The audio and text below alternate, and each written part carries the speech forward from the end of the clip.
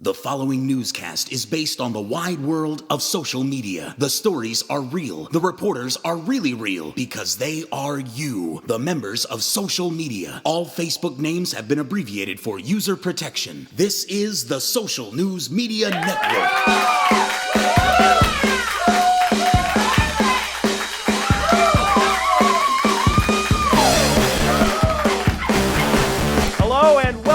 SNM Network, the only weekly newscast reported by you, the wide world of social media. I'm Colin Cosell, now with 39% less sodium. I know, right? Strange. Our top story is, of course, the London Olympics, which began last week in spite of Mitt Romney's reservations.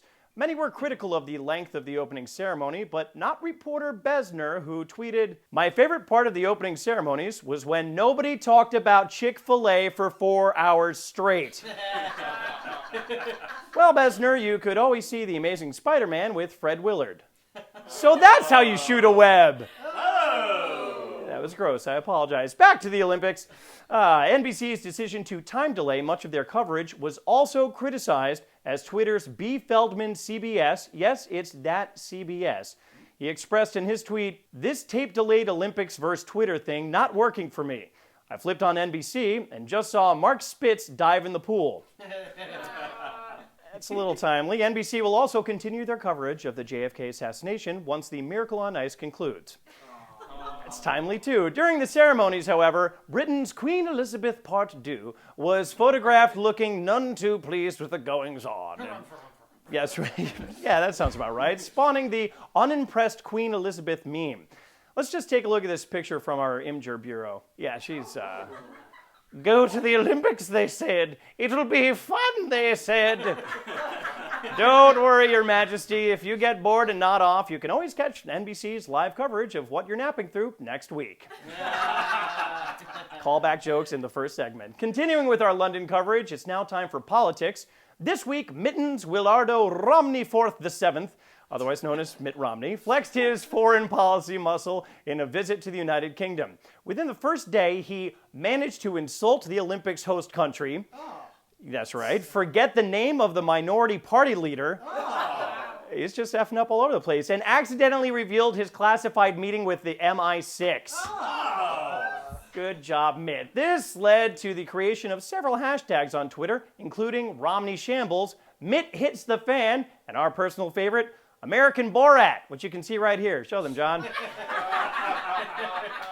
We begin our Romney coverage with Twitter correspondent Rusty Cannon, who writes, "England, we're sending you Michelle Bachmann next. We've got 1 million of them." I wonder if we could just send them all to England. Is that possible? Yeah, all right, the crowd wants it. Finally, Twitter's Soton Rich seemed surprised by the visit with, "Dear America, I thought you were sending your best to London this summer."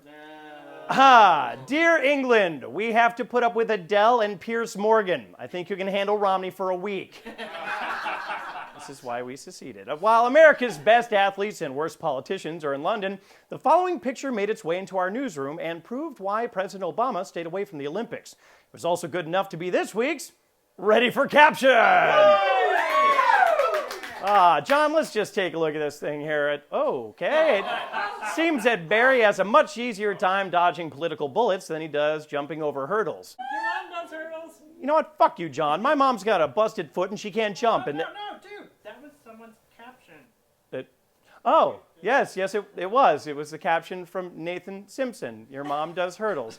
I'm pretty sure that's out of context, but thanks for putting it in the show anyway. Our next caption is Michael Abbott, who pays homage to the presidential package with his caption, "Damn it, something keeps catching on this hurdle." Well, doesn't that just put the O in Obama? And also explains why Michelle smiles all the time. And that crooked eye, too, she's got. Finally, Dalton Simpson, with no relation to our first caption here, Nathan, allowed the POTUS to put a little stank on it as he captioned, "I've already jumped the ethnicity barrier. I don't have time for this hurdle bullshit." Hurdles, job reports, tomato, whatever. We're just happy that our faithful fans had time for our Ready for Caption bullshit. We swore in a segment. In this week's entertainment news, the smell of unwashed hair permeated the air as Twilight fans climbed out of their basements to rage against a common enemy. No, not believable plot lines or credible acting. Fans were heartbroken to learn that Kristen Stewart cheated on Rob Pattinson. I don't know what these people are, but they're sad. Our reporter, Gloria Fallon, 123, summarized America's disillusionment quite nicely by tweeting, "It's so inspiring to watch these Olympians out there giving their all, knowing that Kristen Stewart cheated on Rob Pattinson." They were too busy on Grindr, apparently. And to her defense, it seems that Miss Stewart was merely abiding by one of the internet's hottest memes, YOLO. But not everyone is a fan of this term, as is exemplified in special guest Rex Hupke's version of an SNM editorial in 140 characters or less. Sure, why not?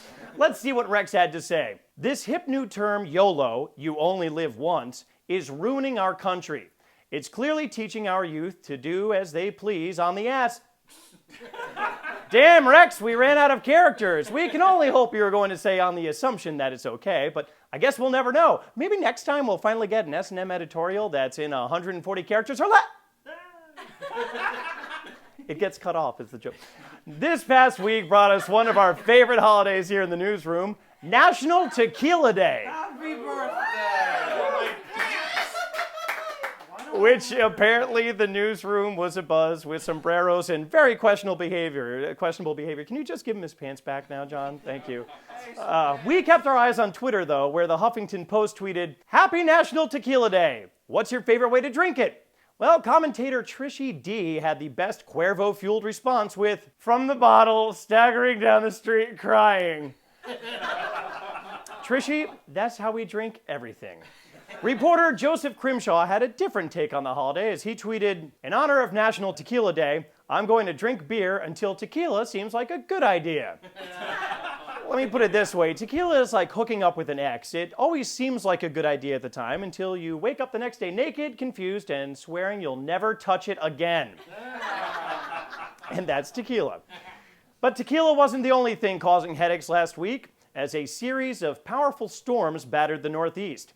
This led people to ask the important questions in life, as Twitter's Nick Bilton reports, right now, millions of worried New Yorkers are asking themselves, which filter should I use on these storm pictures?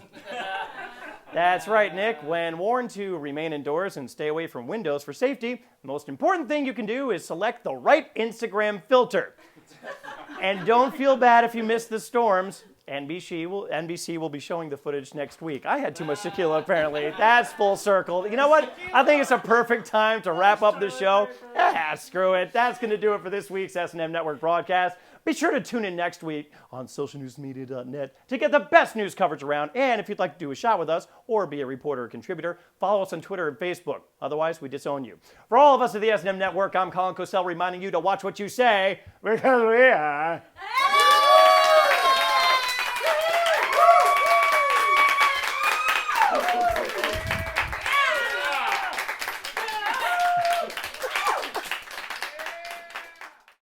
So many pants. Hey, it's the pants. Happy birthday, pants. Happy birthday, Jesus. Thanks, toilet paper.